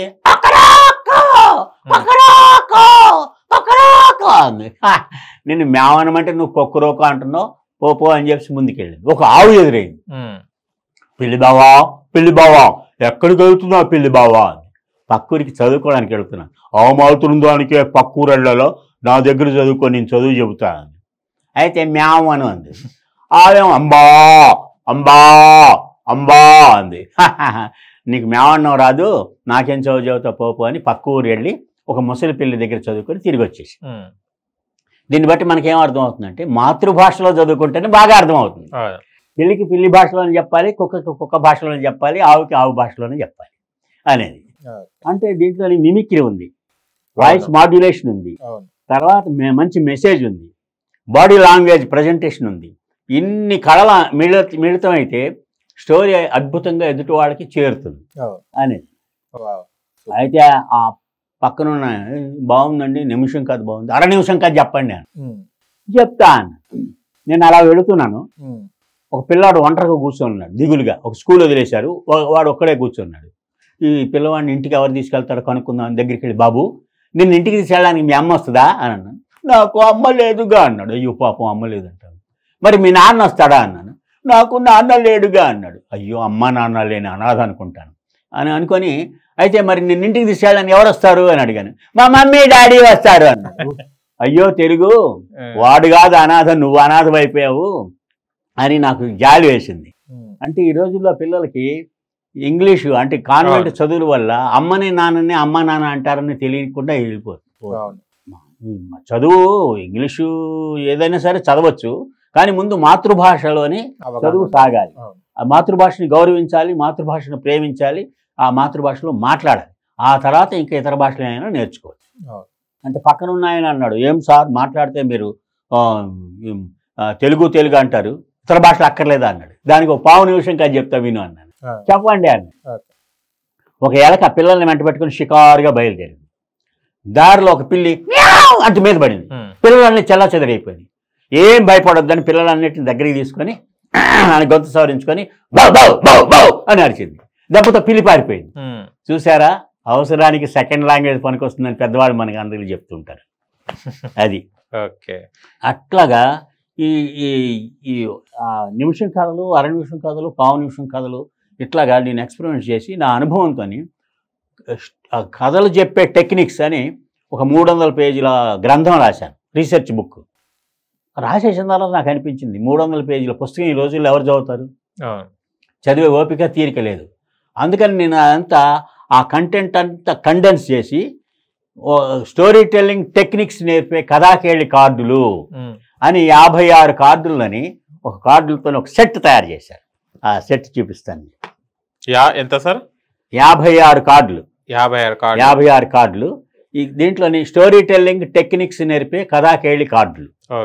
దీంట్లో 130 స్టోరీ టెల్లింగ్ టెక్నిక్స్ ఉంటాయి. 130 టెక్నిక్స్ అంటే బాడీ లాంగ్వేజ్ ఎలా ఉండాలి, అంటే ఏ సందర్భంలో ఎలాంటి వాళ్ళకి ఎలాంటి కథ చెప్పాలి, పెద్దవాళ్ళకి చెప్పేటప్పుడు ఎలాంటి కథ, పిల్లలకి చెప్పేటప్పుడు ఎలాంటి కథ చెప్పాలి, ఇండోర్లో చెప్పేటప్పుడు ఎలా చెప్పాలి, క్లాస్ రూమ్లో చెప్పేటప్పుడు ఎలా చెప్పాలి, ఇలాంటివన్నీ 130 స్టోరీ టెల్లింగ్ టెక్నిక్స్ ఉన్నాయి దీంట్లో. అట్లాగే 120 పంచ్ డైలాగులు ఉన్నాయి. పంచదార పలుకులని 120 పంచ్ డైలాగ్స్. పంచ్ డైలాగ్స్ అంటే నేను చెప్తాను ఒకటి. నేను అలా బయటికి బయలుదేరాను. మా పక్కింటి ఆయన తలబాదుకుంటున్నాడు. ఏంటి సార్, ఏంటి మీకు వచ్చిన కష్టం ఏమిటి అని అడిగాను. ఏముంది, మా అమ్మాయికి బుద్ధి అనే పేరు పెట్టాను అని అన్నాడు. అది బాగానే ఉంది కదా సార్ అన్నాను. అదే వచ్చింది చిక్కు అన్నాడు. ఏమైంది అన్నాను. వాళ్ళ ఫ్రెండ్స్ వచ్చి బుద్ధి లేదా అంకుల్ అని అడుగుతున్నారట. అనవసరంగా నన్ను బుద్ధి లేని చేస్తున్నారు వాడు. అది ఒక పంచ్ డైలాగ్, పంచదార పని. అలాంటిది ఇంకోటి ఉంది. ఒక పిల్లవాడు వాళ్ళ నాన్న దగ్గరికి వచ్చాడు. నాన్నా పులి కథ ఉంది కానీ అమ్మా పులి కథ లేదా అని అన్నాడు. అమాయకుడా, అమ్మేరా పులి అని అన్నాడు. ఇట్లాగా అంటే వయసులో ఉన్నప్పుడు ఫిగర్ గురించి, వయసు అయిపోయిన తర్వాత షుగర్ గురించి ఆలోచించాలి. రెండు డేంజరే. ఇట్లాంటి 120 పంచ్ డైలాగులు. అంటే మనం స్పీచ్ ఇచ్చేటప్పుడు లేకపోతే కథ చెప్పేటప్పుడు మధ్యలోని వాడడానికి వీలుగా. ఆ తర్వాత 78 అర నిమిషం కథలు ఉన్నాయండి దీంట్లో. అర నిమిషం కథలు 78 ఉన్నాయి దీంట్లోని. ఇదండి ఇవన్నీ ఈ స్టోరీ టెల్లింగ్ టెక్నిక్స్, ఈ లామినేటెడ్ కార్డ్స్, ఆర్టిఫిషియల్ ఇంటెలిజెన్స్ డిజైనింగ్లోని ఆ టెక్నాలజీతో నేను తయారు చేయించాను. స్టోరీస్ ఉంటాయి, అలాగే పంచ్ డైలాగ్స్. ఓకే. చాలా బాగా మంచి రెస్పాన్స్ వస్తుందండి. ఇది నాకు నా ఫోన్ నెంబర్ చెప్తాను నేను. ఫోన్ నెంబర్ చెప్తే ఆ ఫోన్కి మీరు ఫోన్ చేస్తే ఆ డీటెయిల్స్ నేను చెప్తాను. నా నెంబర్ నోట్ చేసుకోండి. చొక్కాప వెంకటరమణ 9246520050. అంటే 9246520050. అది దీనికి మీరు నాకు ఫోన్ చేశారనుకోండి, దీని డీటెయిల్స్ చెప్తాను, నేను పోస్ట్లో పంపిస్తాను మీకు దీనికి సంబంధించి. అది ఈ తర్వాత మనం అందరూ గోల్ సెట్టింగ్ గురించి చాలామంది చెప్తా ఉంటారు. మన జీవితంలోని లక్ష్యాలు పెట్టుకున్నప్పుడు దానికి క్లారిటీ ఉండాలి. అవును. ఆ క్లారిటీ లేకపోతే పప్పులో కాలేస్తారు. అలాంటి ఒకరి గురించి చెప్తాను మీకు. ఒక అతను జీవితంలో గొప్పవాడు అవ్వాలని ఉంది. దేవుడిని ప్రార్థించాడు, దేవుడా అని. దేవుడు ప్రత్యక్షమాడు, ఏంటి బ్రదర్ పిలిచామన్నాడు. అంటే దేవుడా నేను చాలా గొప్పవాడిని అవ్వాలి, నలుగురిని పైకి తీసుకెళ్ళాలి నేను అని అన్నాడు. ఓకే డన్ అని మాయమైపోయాడు దేవుడు. రెండో రోజు వీడు లిఫ్ట్ బాయ్ లాగా కూర్చున్నాడు, నలుగురిని పైకి తీసుకొస్తున్నాడు. దేవుడు పప్పులో కాలేశాడు, నేను చెప్పింది అర్థం చేసుకోలేదు అని దేవుడా అని అన్నాడు. మళ్ళీ దేవుడు వచ్చాడు, ఏంటి మళ్ళీ పిలిచావు ఏంటి అన్నాడు. నేను గొప్పవాడిని అవ్వాలి, నలుగురిని పైకి తీసుకెళ్ళాలంటే లిఫ్ట్ బాయ్ కాదు దేవుడా, నా కళ్ళ ముందు డబ్బులు కనిపించాలి, డబ్బులు అని అన్నాడు. ఓకే గ్రాంటెడ్ అని వెళ్ళిపోయాడు. రెండో రోజు వీడు ఏటీఎం దగ్గర వాచ్మెన్గా కూర్చొని ఉన్నాడు. ఇలా చూస్తున్నాడు, అందరూ వస్తున్నారు, కార్డు పెడుతున్నారు, డబ్బులు తీసుకుని వెళ్తున్నారు, డబ్బులు కళ్ళ ముందు కనపడుతున్నాయి. ఈసారి కూడా దెబ్బతిన్నాడు దేవుడు, అర్థం చేసుకోవాలన్న ఉద్దేశాన్ని అని దేవుడా రా అన్నాడు. వచ్చేసాడు. మాటకి నన్ను డిస్టర్బ్ చేయక ఇప్పుడు లాస్ట్ అండ్ ఫైనల్ ఏంటి చెప్పు అన్నాడు. నా కళ్ళ ముందు డబ్బులు కనపడాలంటే ఏటీఎం దగ్గర వాచ్మెన్ కాదు దేవుడా, నేను దర్జాగా టేబుల్ దగ్గర కూర్చోవాలి, నా టేబుల్ మీదకి డబ్బులు రావాలి అని అన్నాడు. ఓకే గ్రాంటెడ్ అని వెళ్ళిపోయాడు. రెండో రోజు వాడు సులభ్ కాంప్లెక్స్ దగ్గర టేబుల్ దగ్గర కూర్చున్నాడు. ప్రతివాడు వచ్చి 5 రూపాయలు వేయడం, లోపలికి వెళ్ళడం, రావడం, ఇలాగ. అలాగా మనకి జీవితంలో ఏం సాధించాలనుకున్నారో అది క్లారిటీ లేకపోతే ఇలా పప్పులో కాలేస్తారు. క్లారిటీ ఉండాలి, మనం ఏమనుకోవాలో అది. దానికి సంబంధించి ఇంకా కథ చెప్తాను. అంటే ఒక అతనికి ఇలాగే ఆర్థిక ఇబ్బందుల్లో ఉన్నాడు. దేవుడి గుడికి వచ్చి, దేవుడా నేను చాలా ఆర్థిక ఇబ్బందుల్లో ఉన్నాను, నాకు వారం రోజుల్లోగా లాటరీలో 10 లక్షలు కావాలి, మా అమ్మకి ఆపరేషన్ చేయించాలి, దీర్ఘవ్యాధి ఉంది 2 లక్షలు, మా తమ్ముడికి ఉద్యోగం వేయించాలి 3 లక్షలు కావాలి, మా చెల్లికి పెళ్లి చేయాలి 5 లక్షలు కావాలి, మొత్తం 10 లక్షలు లాటరీలో నాకు 10 లక్షలు వారం రోజుల్లోగా రావాలి, ఇదే నీ బాధ్యత, ఇదే నీ మీదే బాధ్యత వదిలేశాను అని వెళ్ళిపోయాడు. వారం అయింది, లాటరీలో 10 లక్షలు రాలేవి. మళ్ళీ వచ్చాడు, ఏమిటి ఎవరా పట్టించుకోవట్లేదు నన్ను, లక్కీగా 2 రోజులు వెసులుబాటు వచ్చింది, ఈసారి చెప్తున్నాను లాటరీలో నాకు 10 లక్షలు ఈ 2 రోజుల్లోగా రావాలి, లేకపోతే తల బద్దలు కొట్టుకొని చచ్చిపోతా అన్నాడు. వెళ్ళిపోయాడు. 2 రోజులు అయింది, రావా లాటరీలో 10 లక్షలు, వచ్చి తల బాదుకుంటున్నాడు. అప్పుడు దేవుడు వచ్చాడు, ఏంటి ఏంటి ఏంటి నీ బాధ ఏంటి అన్నాడు. వారం రోజులు టైం ఇచ్చా, నాకు లాటరీలో 10 లక్షలు రాలా, 2 రోజులు టైం ఇచ్చా, లాటరీలో 10 లక్షలు రాలేదు, అందుకని తల బాదుకుంటున్నాను అన్నాడు. ఒరే దౌర్భాగ్యడా, ముందు లాటరీ టికెట్ కొనరా అన్నాడు. అంటే మన జీవితంలో ఐఏఎస్లు ఐపీఎస్లు ఇంకా గొప్పవాడు కావాలని మనం లక్ష్యాలు పెట్టుకుంటాం, కానీ ఆ లక్ష్యానికి ప్రయత్నం చెయ్యం. మనం లాటరీలో డబ్బులు రావాలంటే లాటరీ టికెట్ కొనాలి. అలాగే మనం గొప్పవాళ్ళం కావాలంటే మనం లక్ష్యం పెట్టుకుంటే ఆ లక్ష్యానికి అనుగుణంగా ముందుకు వెళ్లేందుకు కావాల్సిన ప్రయత్నం మనం చేయకపోతే ఇలాగే ఉంటాం అనేది. ఓకే, అంటే ఇలా స్టోరీ టెల్లింగ్ తో మెసేజ్, స్టోరీ టెల్లింగ్ తోని. ఇట్లా నన్ను ఎవరన్నా ఎప్పుడైనా సరే ఒక కథ చెప్పండి అని అంటే నేను మొహాట పడినా సార్, మొహాట పడకుండా కథ చెప్పేస్తా ఉంటాను. మొహాట అనగానే ఒకటి గుర్తొచ్చిందండి. సుబ్బారావు కొత్తగా స్కూటర్ కొన్నాడు. స్కూటర్ వేసుకొని హుషారుగా రోడ్డు మీదకి వచ్చాడు. బ్యాలెన్స్ తప్పి రోడ్డు పక్క కాలువలో పడిపోయాడు. మా చేతికి దెబ్బ తగిలింది. పాక్కుంటూ పైకి వచ్చాడు. ఎదురుగా ఒక అందమైన అమ్మాయి మిడ్డీలు కనిపించింది. చూసి ఆ అమ్మాయిని చూసి నవ్వాడు. ఆ అమ్మాయి నవ్వలా, సీరియస్గా చూసింది. ఏంటి నవ్వట్లేదు అనుకున్నాడు. ఆ అమ్మాయి అంది, నేను నర్సుని, పక్కనే మా ఇల్లు ఉంది, మీ మోచేతికి దెబ్బ తగిలింది, రక్తం వస్తుంది, మా ఇంటికి వచ్చారంటే గాయం గడిగి మందేసి కట్టు కడతానంది. వద్దులేండి మా ఆవిడేమని అనుకుంటుందని మొహాట పడ్డాడు. మీ ఆవిడేమనుకుంటుంది, చాలా డేంజర్, రెండేళ్ళు బలవంతంగా తీసుకెళ్ళాడు. మొహాట పడి వెళ్ళాడు. గాయాన్ని కడిగి మందేసి కట్టు కట్టింది. థ్యాంక్స్ అండి వెళ్ళొస్తా అన్నాడు. ఎలాగో వచ్చారుగా కాఫీ తాగిపోండి అంది. వద్దులేండి మా ఆవిడేమని అనుకుంటుంది అని మళ్ళీ మొహాట పడ్డాడు. మీ ఆవిడ ఎక్కడో మీ ఇంట్లో ఉంది కదా, ఏమనుకుంటుంది, తాగండి అంది. లేదు ఇంకా ఆ కాలంలోనే ఉంది అని అన్నాడు. అంటే ఇది ఈవిడ రమ్మంటే మా ఆవిడ ఏమనుకుంటుంది మొహాడు పడ్డాడు. అవును. ఆ తర్వాత బలవంతంగా తీసుకెళ్తే మొహాడు పడి వెళ్ళాడు. ఇప్పుడు వాళ్ళ ఆవిడ ఏమనుకుంటుందో మొహాడు పడ్డాడు. ఆవిడ పాపం ఇంకా ఆ కాలంలోనే ఇంక కొట్టుమిట్టాడుతుంది, వీటితో పాటు పడిపోయింది. ఓకే అది ఓకే. అట్లాగే ఆత్మ సౌందర్యం బాహ్య సౌందర్యం గురించి ఒకటి ఉంది. అంటే ఆండాళ్ళకి 50 ఏళ్ళు, చాలా హుషారుగా ఉంటుంది. ఒకసారి హార్ట్ అటాక్ వచ్చి హాస్పిటల్లో చేరింది, ఆపరేషన్ మొదలెట్టారు, చావుకు దగ్గరగా వెళ్ళింది. దేవుడు కనిపించాడు. దేవుడు అప్పుడే నాకు 100 ఏళ్ళు నిండాయా అని అంది. లేదు ఆండాళ్ళు, నీకు ఇంకా 30 ఏళ్ళు ఆయుష్ ఉంది అన్నాడు. ఆపరేషన్ సక్సెస్ అయింది, లేచి కూర్చుంది. దేవుడు చెప్పిన విషయం గుర్తొచ్చి ఎగిరి గంతేసింది. వెంటనే పక్కనున్న బ్యూటీ పార్లర్కి వెళ్ళింది, హెయిర్ డై చేయించుకుంది, ఫేస్ లిఫ్టింగ్ చేయించుకుంది. పక్కన రెడీమేడ్ షాప్కి వెళ్ళింది, మంచి డ్రెస్ కొనుక్కుంది. అద్దంలో చూసి ఎంత ముద్దొస్తున్నాను అనుకుంది. బయటకు వచ్చి రోడ్డు దాటుతుంటే లారీ గుద్ది చచ్చిపోయింది. మళ్ళీ దేవుడి దగ్గరికి వెళ్ళింది. ఏమిటి దేవుడా, 30 ఏళ్ళు ఆయుష్ ఉందన్నావు, అప్పుడే చంపేసేమిటంది. ఓసి నీ మేకప్ తగలయ్యా, నిన్ను గుర్తుపట్టలేదు సుమి అని నాది ఖర్చున్నాడు దేవుడు. మేకప్ ఇట్లాగా చాలా రకాలు. వాల్యూ ఎడ్యుకేషన్ మీద వాళ్ళ పేరెంట్స్కి టీచర్స్కి చెప్పేటప్పుడు ఒక మంచి కథ చెప్తుంటారు. ఈ రోజుల్లో పిల్లలు పేరెంట్స్ పిల్లల్ని అంత కేర్ చేయట్లా. వాళ్ళని ఇప్పుడు ఫోన్ పాడైందంటే పిల్లలు పాడు చేశారంటారు, పిల్లలు పాడైతే ఫోన్ పాడు చేసిందంటారు. ఇదేం న్యాయం? అంటే పెద్దవాళ్ళు పిల్లలకి ఏమన్నా చెబితే వాళ్ళు వినరండి. పెద్దవాళ్ళు ఏం చేస్తే అది పిల్లలు చేస్తారు, వాళ్ళని అనుకరిస్తారు. అలాంటిది ఈ ఫోను, సోషల్ మీడియా గురించి చాలామంది పిల్లలు ఫోను, స్మార్ట్ ఫోన్ వాళ్ళు ఎడిక్ట్ అయిపోతున్నారు, చదువు పాడవుతుంది అంటారు. అది తప్పు. ఎందుకంటే దాన్ని ఎలా ఉపయోగించుకోవాలో, ఎంతవరకు ఉపయోగించుకోవాలో తెలియాలి జనానికి. దానికి సంబంధించిన ఒక చివరిగా ఒక కథ చెప్తాను. ఇప్పుడు అతను నాగభూషణం రోడ్డు మీదకి వచ్చేసరికి శశిభూషణ్ కనిపించాడు. ఏం శశిభూషణ్ ఎప్పుడు ఆనందంగా ఉండేవాడు, దిగులుగా ఉన్నాయంటే అన్నాడు. ఏం చేయను బ్రదర్, మా వాడు 3 నెలల నుంచి స్కూల్కి వెళ్ళట్లేదు అన్నాడు. 4 తగిలించి పంపించకపోయావా అన్నాడు. లాభం లేదన్నాడు. అన్నాడు 3 నెలల కింద వాడు తప్పిపోయాడు. తప్పిపోతే నేనేం చేశానంటే సోషల్ మీడియాలో, వాట్సాప్లోని, ఫేస్బుక్లో, ట్విట్టర్లోని, యూట్యూబ్లోని మా ఇంటి అడ్రస్, ఫోన్ నెంబరు, వాడి ఫోటో పెట్టి ఈ పిల్లాడు దొరికితే తీసుకొచ్చి అప్పచెప్పండి అన్నాను. మరి దొరికాడా అన్నాడు. పెట్టిన 5 నిమిషాల్లోనే ఒకటి తీసుకొచ్చి అప్పచెప్పాడు అన్నాడు. మరి ఇంకేంటి ప్రాబ్లం అన్నాడు. అదే ప్రాబ్లం అన్నాడు. ఏమైంది అని అంటే ఆ 2 రోజుల నుంచి వాళ్ళు స్కూల్కి వెళ్తుంటే ఎవడో ఒకడు బలవంతంగా పట్టుకొచ్చి మీ అబ్బాయిని అప్పచెప్తున్నాడు. 3 నెలల నుంచి ఇదే తంతు, వాడిని స్కూల్కి వెళ్ళనట్లేదు.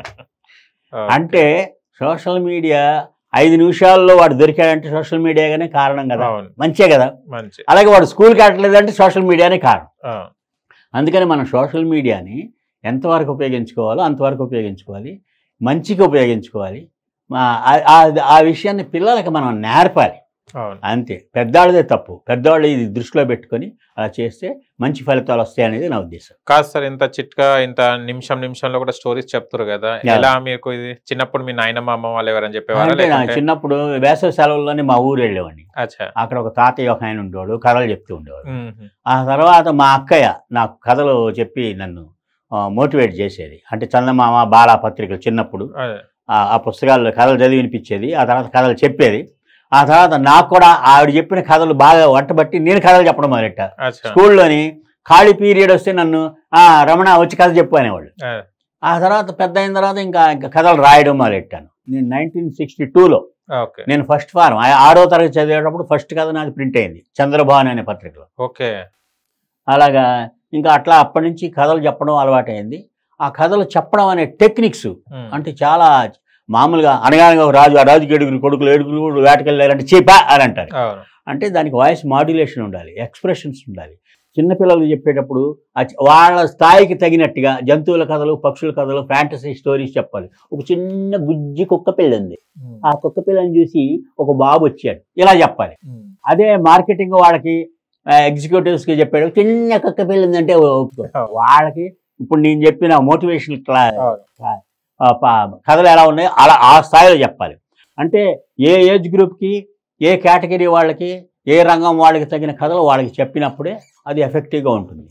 అందుకని ఈ స్టోరీ టెల్లింగ్ టెక్నిక్స్ మరొకసారి చెప్పేది ఏంటంటే, ఈ కథాకేళి కార్డులు కావాలనుకున్నవాడు నాకు ఫోన్ చేస్తే అది ఎలాగా తెప్పించుకోవాలి ఏమిటనేది నేను వివరాలు చెప్తాను. ఈ అవకాశాన్ని దీనికోసం ప్రత్యేకంగా స్టోరీ టెల్లింగ్ టెక్నిక్స్ నేర్పేందుకు ప్రత్యేకంగా వర్క్షాప్ అక్కర్లే. ఇదే వర్క్ షాప్ ఇన్స్ట్రక్షన్స్ ఉంటాయి, ఎలా చెప్పాలి ఏమిటి అవన్నీ ఉంటాయి. అది ఎన్ని డేస్ పట్టింది సార్ ఇది రాయడానికి మీకు? నాకు 1.5 year రీసెర్చ్ చేసి రాశాను. 1.5 year 1.5 year చాలా మంచి. ఎక్కువగా దీంట్లోనే ఒక కార్డు ఉంది, ఎక్రానిమ్స్, స్టోరీ టెల్లింగ్ టెక్నిక్స్ అన్ని ఎబ్రివేషన్స్ లాగా ఎక్రానిమ్స్ లాగా తయారు చేశాను. దీంట్లోని సోల్డ్ ఫ్లాట్స్ అని ఒకటి ఉంది. సోల్డ్ ఫ్లాట్స్ అంటే SOLD సోల్డ్ FLATS ఫ్లాట్స్ అంటే ఈ స్టోరీ టెల్లింగ్ టెక్నిక్స్ కార్డ్స్ ఎవరెవరికి మనకు వస్తాయి అంటే S అంటే సేల్స్ ప్రమోటర్స్కి మనకు వస్తాయి. వాళ్ళ ప్రోడక్ట్ గురించి ఎదుటి వాళ్ళ కథలు చెప్పాలి, లేకపోతే లాభం లేదు. O అంటే ఆరేటర్స్, వక్తలు, వాళ్ళకి మనకు వస్తాయి. L అంటే లాయర్స్, కోర్టులోని వాదించేటప్పుడు కథలు చెప్పాలి. D అంటే డాక్టర్స్, డాక్టర్లు వాళ్ళ అనుభవాలని కథల్లాగా పేషెంట్కి చెప్పి మోటివేట్ చేస్తే ఆ తర్వాత ఆవిడ ఇచ్చే మందు పని చేస్తారు. అది సోల్డ్ ఫ్లాట్స్. F అంటే ఫిలిం రైటర్స్, ఫిలిం రైటర్స్కి చాలా బాగా ఉపయోగపడతాయి. అంటే 10 పేజీల కథని 10 లైన్లు అలా చెప్పచ్చు అనే ఎక్స్పెరిమెంట్స్ కూడా దీంట్లో ఉన్నాయి. స్టోరీ రైటర్స్కి కూడా మనకు వస్తాయి. ప్రొడ్యూసర్ దగ్గరికి వెళ్ళి నా దగ్గర ఒక మంచి కథ ఉందండి వినండి అని అంటే వాడు గంటల తరబడి విండు. సింగిల్ లైన్లో చెప్పండి ఆ కథ అంటాడు, ఒక్క నిమిషంలో చెప్పమంటాడు కథ. అది చెప్పాలంటే ఈ టెక్నిక్స్ దీంట్లో ఉన్నాయి, ఎలా చెప్పాలి ఏమిటని. L అంటే లీడర్స్, నాయకులు చెప్పే కథలే కదా, కథల ద్వారా జనాన్ని మోటివేట్ చేస్తారు. A అంటే యాంకర్స్, టీవీ యాంకర్స్ అవ్వచ్చు, స్టేజ్ యాంకర్స్ కావచ్చు, ఎవరికైనా సరే ఈ దీంట్లోని కథలు చిన్న చిన్న కథలు మధ్య మధ్యలోని చెడుకుల్లాగా వదులుతూ అలాగే ఈ పంచ్ డైలాగుల్ని చెబుతూ ఉంటే ఎఫెక్టివ్గా ఉంటుంది వాళ్ళ స్పీచ్. T అంటే టీచర్స్, క్లాస్ రూమ్లోని స్టోరీ టెల్లింగ్ ద్వారా పాఠాలని చెప్తే వాళ్ళకి బాగా అర్థం అవుతాయి టీచర్స్. S అంటే story writers, story tellers, standup comedy చేసేవాళ్ళు. స్టాండప్ కామెడీ చేసేవాళ్ళు ఈ కార్డ్స్ వాళ్ళ దగ్గర ఉన్నాయనుకోండి, ఒక 10 కథలో 10 పంచ్ డైలాగులు కలిపితే 1 గంట స్టాండప్ కామెడీ అదరగొట్టచ్చు, నవ్వించవచ్చు. అది అందుచేత ఇది చాలా మంచి ఉపయోగం. ఇదే వర్క్షాప్ లాంటిది, ఇది మీ చేతిలో ఉంటే దేశాన్ని దున్నేయచ్చు. ఎవరైనా మినిస్టర్స్ ని వాళ్ళని కలవడం జరిగిందా సార్? మీరు వాళ్ళ చేతుల మించి అవార్డులు ఏమైనా తీసుకోవడం జరిగిందా? అంటే చాలా అవార్డ్స్ వచ్చినాయండి. డాక్టర్ రామినేని ఫౌండేషన్ అని వాళ్ళు ₹1,00,000 అవార్డు నాకు విజయవాడలోని ఒక మీటింగ్లోని నాకు ₹1,00,000 అవార్డు మన ఉపరాష్ట్రపతి వెంకయ్య నాయుడు గారు, అలాగే క్రికెట్ దిగ్గజం కపిల్ దేవ్, వాళ్ళిద్దరు చేతుల మీదుగా నాకు అవార్డు ఇచ్చారు. అప్పుడే నాకు మహానటి డైరెక్టర్ నాగ్ అశ్విన్, అలాగే గరికపాటి నరసింహారావు, పుల్లెల గోపిచంద్, ఆ ముగ్గురితో పాటు నాకు కూడా అవార్డు ఇచ్చారు. అలాగే తర్వాత నేను ఒక శిఖరం అనే పిల్లల సినిమాకి డైలాగులు స్టోరీ రాశాను. అది నాగ్ గొట్టాప్ అనే ఒక యువ దర్శకుడు ప్రొడ్యూసరు తీశాడు ఆ సినిమా. తీస్తే దానికి తెలంగాణ గవర్నమెంట్ దానికి బంగారు నంది అవార్డు ఇచ్చింది. ఇస్తే అది ఇక్కడ లలిత కళా తోరణంలోనే అమితాబ్ బచ్చన్ చేతుల మీదుగా అవార్డును అందుకున్నాను. ఈ ముఖ్యంగా ఇవి చెప్పుకోదగిన అవార్డ్స్. ఇంకా దాదాపు 100 అవార్డులు వచ్చినాయి. చాలా అవార్డ్స్ వచ్చాయి కదా. ఓకే, కానీ అప్పటికిప్పటికి మీరు మారిపోయారు కదా, బుక్ లో ఉన్నట్టు కొంచెం చేంజ్ అయ్యారు కదా. ఎవరైనా గుర్తుపడతారా? యంగ్ లో ఉన్నప్పుడు వేరే ఉన్నారు, ఇప్పుడు వేరే ఉన్నారు. రోజు అంటే జనంలోనే ఉంటాను, అవును, పిల్లల్లోనే ఉంటాను కాబట్టి నన్ను చాలా మంది అడుగుతుంటారు, మీకు 76 years ఇప్పటికీ గంట సేపు నాన్ స్టాప్గా డ్యాన్స్ చేస్తూ మ్యాజిక్ చేస్తారు, అదే ఎనర్జీ అదే స్పీడు ఎట్లా చేయగలుగుతున్నారంటే పిల్లలతో ప్రోగ్రాంలు చేయడం, పిల్లలతో కలిసి ఆడుకోవడం, అదే నా ఆరోగ్య రహస్యం అని చెప్పి. సూపర్. పాజిటివ్గా ఉండటం, పాజిటివ్గా బిహేవ్ చేయడం, పాజిటివ్ కార్యక్రమాలు చేయడం, అది నా ఆరోగ్య రహస్యం. ఇప్పుడు ఇప్పుడు మనకు మ్యూజిషియన్ అంటే మీరే గుర్తొస్తారు కదా చాలా మందికి. అంటే దాదాపుగానండి. అంటే ఇప్పుడు ఈ జనరేషన్ వాళ్ళందరూ నన్ను ట్రెండ్ సెట్టర్గా గౌరవిస్తూ ఉంటారు, గురువు గారని అంటూ ఉంటారు. అంటే ఇంతకు ముందు కంటే కూడా అద్భుతంగా మ్యాజిక్లు చేసేవాళ్ళు ఇప్పుడు చాలా మంది వచ్చారు. వాళ్ళని చూసి నాకు చాలా ఆనందం కలుగుతూ ఉంటుంది. Okay sir. సార్ ఇప్పుడు ఆ కథలు ఉన్నాయి కదా, ఆ కథలు ఇప్పుడు ఒట్టిగా చదువుకుంటుంటే అర్థమైపోతుంటదా? అర్థమైపోతుంది. సింపుల్ కథలు, సింపుల్ చిన్న కథలే. ఇప్పుడు నేను చెప్పిన కథలు దీంట్లో. అచ్చా, ఓకే. చెప్పిన 1/2 నిమిషం కథలు, 1/4 నిమిషం కథలు, నిమిషం కథలు దీంట్లో కథలే చెప్పాను. ఓకే. అలాంటి 78 కథలు ఉన్నాయి. అచ్చా, ఓకే. చివరిగా మా కోసం కొన్ని మ్యాజిక్. తెలుగు చదువుతారుగా? తెలుగు చదువుతారు. మరి ఇంకే మీకే. అయితే thank you so much. Last time ఇవ్వాలా? నేను ఇవ్వలే, ఒకటే ఉంది. అవునవును. ఓకే, ఒకసారి మ్యాజిక్ చేసి చూపెట్టండి సార్ మాకు. మనకి హ్యూమన్ రిలేషన్స్ గురించి చెబుతూ ఉంటారు. ఓకే. హ్యూమన్ రిలేషన్స్ అనేది మానవ సంబంధాలు. మానవ సంబంధాలు మనం ఇంటి నుంచి మొదలెట్టాలి. అంటే మన కుటుంబ సభ్యులతో మానవ సంబంధాలు పటిష్టంగా ఉంటే మనం ప్రపంచాన్ని జయించవచ్చు. ఓకే. అంటే ఇంటి నుంచి మొదలవ్వాలి, అది విశ్వవ్యాప్తంగా వ్యాప్తి చెందాలి అనేది ఈ మానవ సంబంధాలకు సంబంధించిన ఒక చిన్న మ్యాజిక్ చేసి చూపిస్తాను. నా దగ్గర ఒక స్క్వేర్ ఉంది. ఇది ఇల్లు 4 గోడల మధ్య ఉంది. ఈ ఇంట్లోనే మన కుటుంబ సభ్యులతోని మనం మానవ సంబంధాలను పటిష్టం చేసుకోవడానికి వాళ్ళతో చాలా ఫ్రెండ్లీగా ఉండాలి, వాళ్ళకి టైం స్పేర్ చేయాలి, వాళ్ళతో మనసు విప్పి మాట్లాడాలి, వాళ్ళతో ప్రతి విషయాన్ని షేర్ చేసుకోవాలి. అప్పుడే ఆ మానవ సంబంధాలు పటిష్టమవుతాయి. ఆ ఇంటి నుంచి మొదలైన మానవ సంబంధాలు ఈ గ్లోబల్గా అంటే మొత్తం విశ్వవ్యాప్తంగా స్ప్రెడ్ అవ్వాలి. అప్పుడు ప్రపంచంలో అందరితోనూ కూడా అనుబంధాలు పెంచుకొని వాళ్ళతోని మంచి సంబంధ బాంధవ్యాలు నడిపే అవకాశం ఉంటుంది.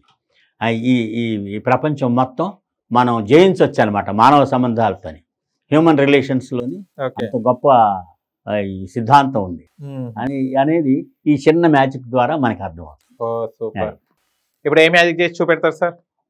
ఓకే. నా దగ్గర కొన్ని కార్డులు. Okay sir. ఈ కార్డుల మీద 1 నుంచి 10 వరకు నంబర్స్ వేశారు. ఆ నంబర్ల కింద స్పెల్లింగ్లు కూడా రాశారు. అవును. ఇది మానవ సంబంధాలు చెప్పడానికి, పెద్దవాళ్ళకి మానవ సంబంధాలు చెప్పడానికి, పిల్లలకేమో ఈ నంబర్స్ స్పెల్లింగ్స్ వాళ్ళకి నేర్పడం కోసం ఈ మ్యాజిక్ 2 విధాలుగా ఉపయోగపడుతుంది. ఇప్పుడు నేను 1 అని అనుకోండి, ONE అంటే ఎన్ని అక్షరాలు ఉన్నాయి అన్ని కార్డులు వెనక్కి పెడతాను. ఇక్కడ 1 వస్తుంది. చూద్దాం ఒకసారి. 1 ONE 1 తీసేస్తున్నా. 2 TWO 2 కూడా తీసేస్తున్నా. 3 THREE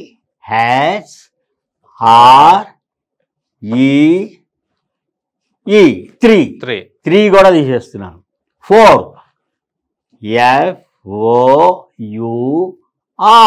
FOUR 4 కూడా తీసేస్తున్నాను నేను. 5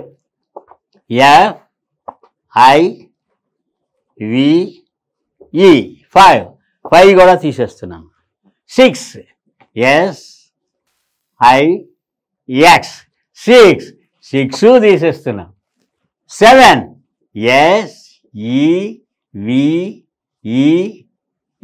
SEVEN 7 కూడా తీసేస్తున్నాను.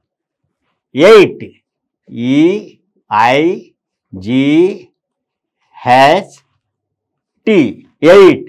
8 కార్డు కూడా తీసేస్తున్నాను. 9 NINE 9 తీసేస్తున్నాను. 10 TEN కూడా తీసేస్తాను. ఇంకా 3 కార్డులు మిగిలింది. ఈ 3 కార్డులు ఎంటీ కార్డ్స్. ఎంటీ అంటే ఇంకా ఇది విలువ లేదు, విలువ లేదు కదా అని చెప్పి వీటిని మనం నెగ్లెక్ట్ చేస్తే ఈ మ్యాజిక్ చేయలేం. అట్లాగే హ్యూమన్ రిలేషన్స్లో కూడా మనుషుల్లోనే రకరకాల మనుషులు ఉంటారు. చదువు లేని వాళ్ళు ఉంటారు, పేదవాళ్ళు ఉంటారు, పల్లెటూరు వాళ్ళు ఉంటారు, బెగ్గర్స్ ఉంటారు. వీళ్ళందరూ పనికిరాని వాళ్ళు కదా అని వాళ్ళని నిర్లక్ష్యం చేసి వాళ్ళని కించపరుస్తూ మాట్లాడకూడదు. వాళ్ళు ఏ టైంలో ఎప్పుడు ఎలా ఉపయోగపడతారో తెలియదు మనం. అందుకని మనుషులందరినీ సమానంగా చూడాలి, ఎదుటి వాళ్ళని గౌరవించాలి, ఎదుటి వాళ్ళని ప్రేమించాలి అనేది హ్యూమన్ రిలేషన్స్లోని ఈ మ్యాజిక్ చేసి చూపిస్తాం. ఓకే. అందరు ఉంటేనే కరెక్ట్, అందరు సెట్ అవుతారు. Wow, nice. నేను అదే వైట్ ఏం చెప్తారని నేను ఆలోచించాను. దానికి ఇంకా హ్యూమన్ రిలేషన్స్ కి సంబంధించి ఇంకా దానికి కథలు ఉంటాయి, లింక్ కథలు ఉంటాయి, అవన్నీ తర్వాత చెప్తాం. Okay sir. ఇంకొక మ్యాజిక్ మాకు మ్యాజిక్ కాదు కానీ ఈ పాపప్ బుక్స్ తోని మనం కథలు చెప్పచ్చు. Popup books. ఓకే. అది దీనికి సంబంధించి పాజిటివ్గా ఆలోచించేవాడు, నెగిటివ్గా ఆలోచించేవాడు ఇద్దరు ఉన్నారు. వాళ్ళు అడవిలో వెళుతున్నారు. అడవిలో వెళుతుంటే వాళ్ళకి పులి అరుపు వినిపించింది. పులి అరుపు వినిపించింది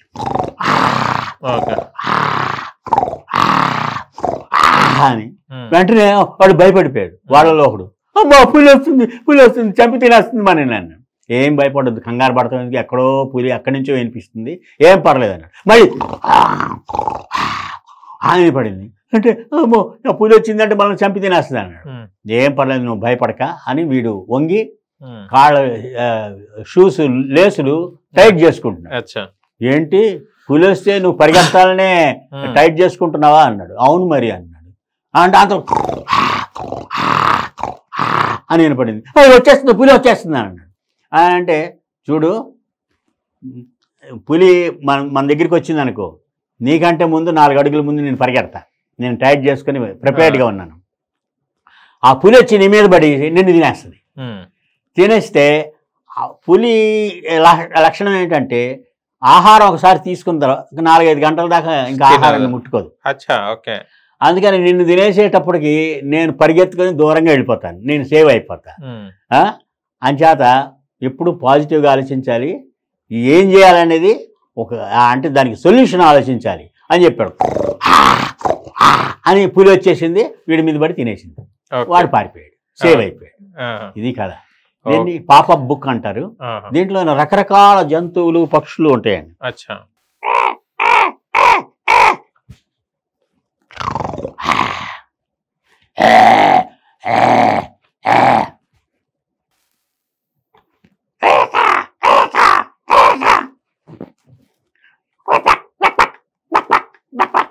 ఇట్లా ఈ పాపా బుక్స్తోని ఈ పిల్లలకి కథలు చెప్పేటప్పుడు ఆ విజువల్గా మనం చూపించి కథ చెప్పేటప్పుడు చాలా ఎఫెక్టివ్గా ఉంటుంది. ఇప్పుడు మన గ్రీటింగ్స్ కూడా అమ్ముతూ ఉంటారు మార్కెట్లో. ఇలా ఓపెన్ చేయగానే ఫ్లవర్ బొకే ఇలాంటివి అలా పైకి వస్తాయి. ఇలాంటివి నేను మా అమ్మాయి దగ్గర నుంచి ఆస్ట్రేలియా నుంచి కొన్ని తెప్పించాను. ఇది స్టోరీ టెల్లింగ్ సెషన్స్లో నేను వాడుతాను, యూజ్ అవుతుంటాయి. ఇంకేమైనా ఉన్నాయా సార్ మ్యాజిక్ చేయడానికి? ఇది ఈ పిల్లలు మనం 10th క్లాస్ ఎగ్జామ్స్కి వెళ్ళేవాళ్ళు, వాళ్ళు ఈ ఎగ్జామ్ హాల్లోకి వెళ్ళగానే టెన్షన్ పడుతూ ఉంటారు. ఏం ప్రశ్నలు వస్తాయి ఏమిటో అని చెప్పేసి ఆ టెన్షన్ పడుతూ వాళ్ళు హాల్లోకి వెళ్ళగానే ఏం చేస్తారంటే వాళ్ళు వెంటనే అవి చూసి వాళ్ళకి తెలియని ప్రశ్నలో ఒకటి కనిపిస్తే చాలు టెన్షన్ పడిపోతుంది. ఆ టెన్షన్లోని వచ్చినవి కూడా మర్చిపోతూ ఉంటారు. మర్చిపోయి ఇంకా ఆ స్ట్రెస్లోని ఏదో రాసేస్తూ ఉంటారు. ఇప్పుడు నా దగ్గర చూడండి, ర్యాబిట్ రెండు వైపులా ర్యాబిట్. అయితే వీళ్ళు ఎగ్జామ్ హాల్లోకి వెళ్ళి క్వశ్చన్ పేపర్ చూసి ముందు చూడంగానే ఏదో ఒక క్వశ్చన్ వచ్చింది, హార్డ్ క్వశ్చన్, ర్యాబిట్ గురించి రాయాలండి, ర్యాబిట్ గురించి రాయాలి. అయితే వాళ్ళు ఆ టెన్షన్లోనే ఏమొస్తుందో ఏమిటో అనే టెన్షన్లోని ఏమి రాయాలో తెలియక ఒక్కోసారి ఇంటర్వ్యూలకు వెళ్ళిన వాళ్ళు పేర్లు కూడా మర్చిపోతూ ఉంటారు. మీ పేరు ఏంటంటే ఎదుర్కొంటూ ఉంటారు. అలాగా స్ట్రెస్ అనేది చాలా ప్రమాదం, ఒత్తిడి. వీళ్ళు ర్యాబిట్కి ర్యాబిట్ సమాధానం రాయాలి. కానీ వాళ్ళు ఏం చేస్తారంటే డక్ గురించి రాస్తారు. డక్ గురించి ఆ స్ట్రెస్లోని ఆ టెన్షన్లోని డక్ గురించి రాస్తారు. కానీ వాళ్ళు రాయాల్సింది ర్యాబిట్కి సంబంధించిన జవాబు రాయాలి. కానీ వాళ్ళు ఆ స్ట్రెస్లోని డక్ గురించి రాస్తారు. అందుకనే ఈ పిల్లలకి ఏం చెప్తామంటే ఎగ్జామ్ హాల్కి ముందుగా వెళ్ళండి, టెన్షన్ పడద్దు, రిలాక్స్డ్గా ఉండండి. హాల్లోకి వెళ్ళే ముందు వరకు ఆ పుస్తకాలు గైడ్లు తీసుకుని వెళ్ళి చదవడం అవన్నీ చేయకండి. ముందుగా ఇంటి దగ్గర హాయిగా చదువుకోండి, ప్లాన్డ్గా చదువుకోండి అని చెప్తాం. ఎగ్జామ్ హాల్లోకి వెళ్ళిన తర్వాత క్వశ్చన్స్ అన్నీ ఒకసారి చదవండి. చదివి దాంట్లో బాగా వచ్చిన క్వశ్చన్స్కి ముందు రాయండి జవాబులు. ఆ తర్వాత ఓ మాదిరిగా వచ్చిన వాటికి తర్వాత రాసుకోండి.